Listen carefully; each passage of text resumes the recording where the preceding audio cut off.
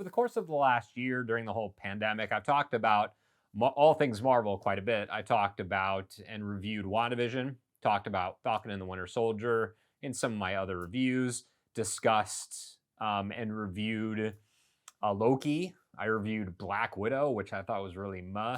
And so now we're getting to the second of the Marvel films that was basically delayed out of last year. And this is Shang-Chi and the Legend of the Ten Rings. This might have actually been originally scheduled for this year, but it was delayed regardless. And as far as like recent Marvel movies go, post Snap, post Avenger, post Endgame, this is probably the best one. And I think that says a lot. And let's discuss it. Thanks so much for checking out the video. Before we get started, click on that red subscribe button and the notification bell. That way you know whenever I post a new piece of content. We're in a very interesting time for the MCU.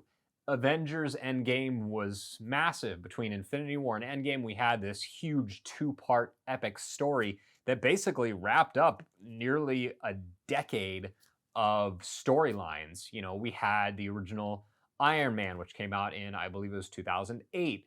We had Incredible Hulk. We had all these solo movies, you know, Captain America. We had Thor. We had sequels to all those movies. We had multiple sequels. We had, you know, the Russo brothers coming in and putting their stamp on everything and then just being like given the keys to the castle. You had James Gunn, this incredibly creative and visionary director, coming in and putting his own stamp on the MCU with the Guardians of the Galaxy in two separate films. And they did a lot. They did so much world building throughout the course of that Endgame really felt like a culmination of so much that Marvel had done right.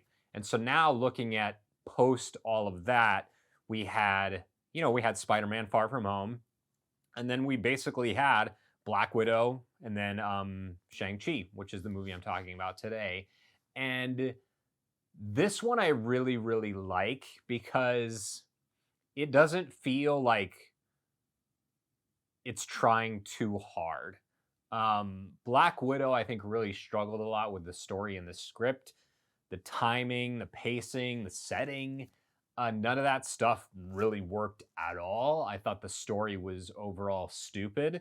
And the nice thing about Shang-Chi is that it treats its characters with a lot of respect, and it is just a very simple, for the most part, and basic origin story. It's kind of a throwback to what Marvel was doing with Iron Man, and there's actually a lot of direct links to that because the Ten Rings, which is the terrorist organization that imprisoned Tony Stark, is front and center here.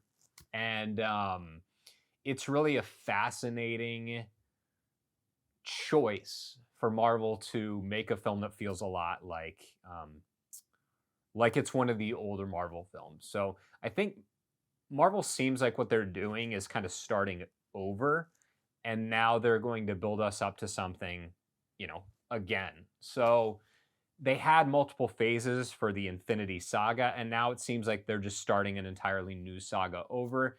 And while I think that Black Widow kind of fit into that older MCU mold, trying to like have its foot in both like the past and the present, I think that Shang-Chi is mostly just focused on what's on the screen. It doesn't try too hard to shove its way into the MCU, which I think is something that some of these movies, especially recently, have struggled with a bit. I think that also this was a bit of a problem with really Spider-Man Homecoming and its sequel, is that they were so centered around the MCU that it didn't really give, you know, it wasn't really a movie about Peter Parker. I mean, it was to a certain extent, but those movies felt like movies about the Avengers featuring Spider-Man / Peter Parker. And Shang-Chi just doesn't seem to really be interested in doing any of that.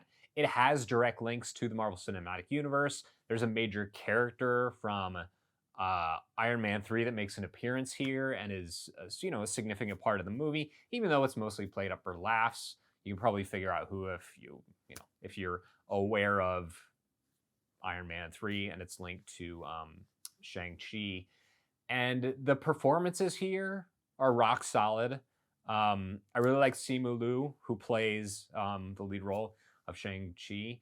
I really like. I wasn't sure if I would like Awkwafina in this part, and in the first 5 minutes, she has like this very unique and distinct voice that doesn't really seem like it's appropriate for the big screen. That's not a knock on her. She voiced the dragon in Raya and the Last Dragon. And I thought she was awesome.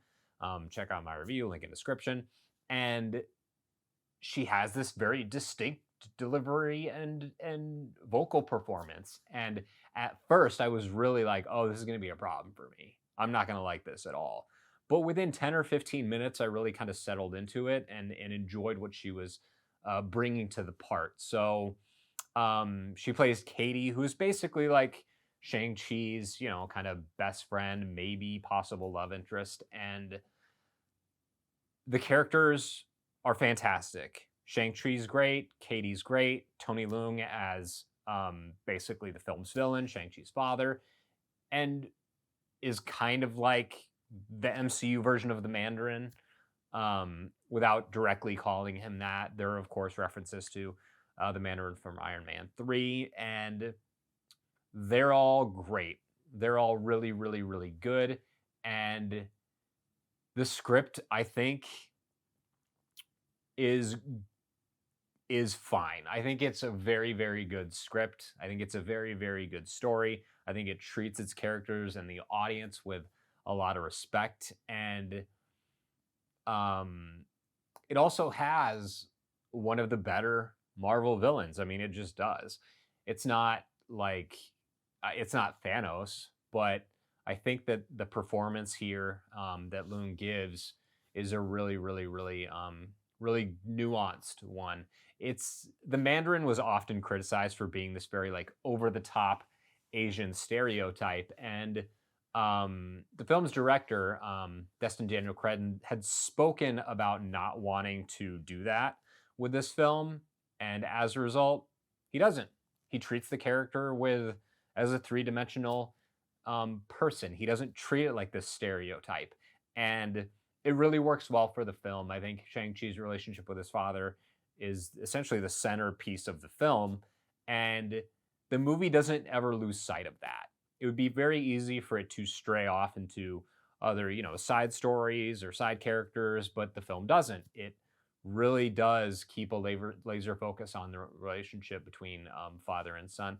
We've seen movies with father and son, good guy, bad guy before. Probably the most notable example and most famous example would be Luke and Anakin Skywalker in Star Wars.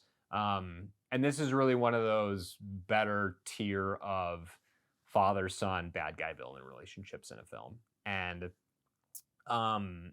basically, Shang-Chi is a mysterious young man who lives in San Francisco, and his best friend doesn't really seem to know all that much about him. She knows he has somewhat of a checkered past, but they don't really talk about it.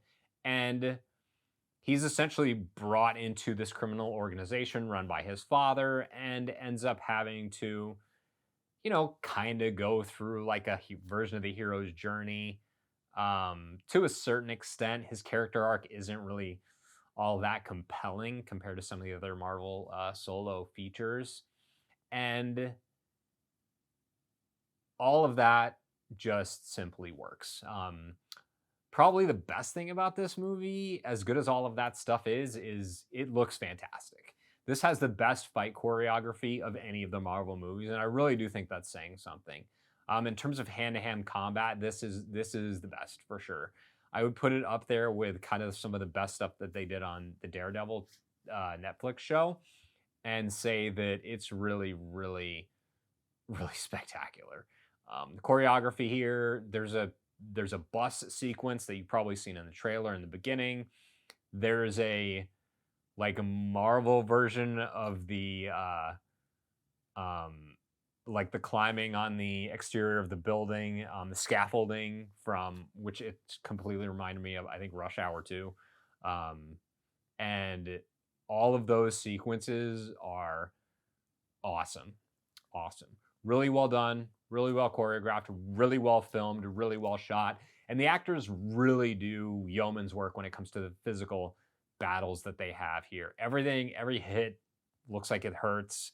Every punch, every kick, every slap, every time somebody gets chucked into a wall, it all looks and feels very good. So the music is one of those things that didn't really like jump out to me. It was good. Um, and I think one of the things I really like the most about this movie too is that it's really a tribute to a lot of other really great genres. This is a love letter to kung fu movies too, and I think that that's something that is easy to get lost because obviously it's a Marvel movie, which has a certain expectation in terms of like the jokes and the gags and this movie really does a pretty good job of keeping a lot of that noise that you would get in other Marvel movies in the background.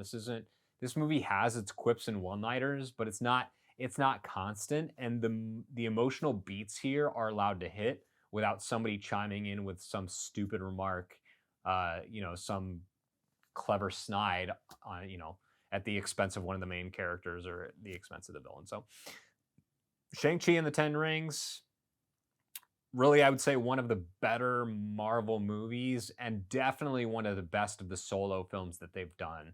I'm sorry, origin stories that they've done to be more specific. So check it out if you like Marvel movies, if you want a good origin story that fits well into what Marvel is trying to do, and I think will be a good starting and launching point for whatever the rest of the MCU looks like. We're getting the Eternals later this year, and then we're obviously getting Spider-Man No Way Home at the end of the year as well, around Christmas time. So I'm interested to see where those two films go now that we've gotten like another really cool character introduced in a solo film to the Marvel Cinematic Universe. So I would say check it out. This one's really good.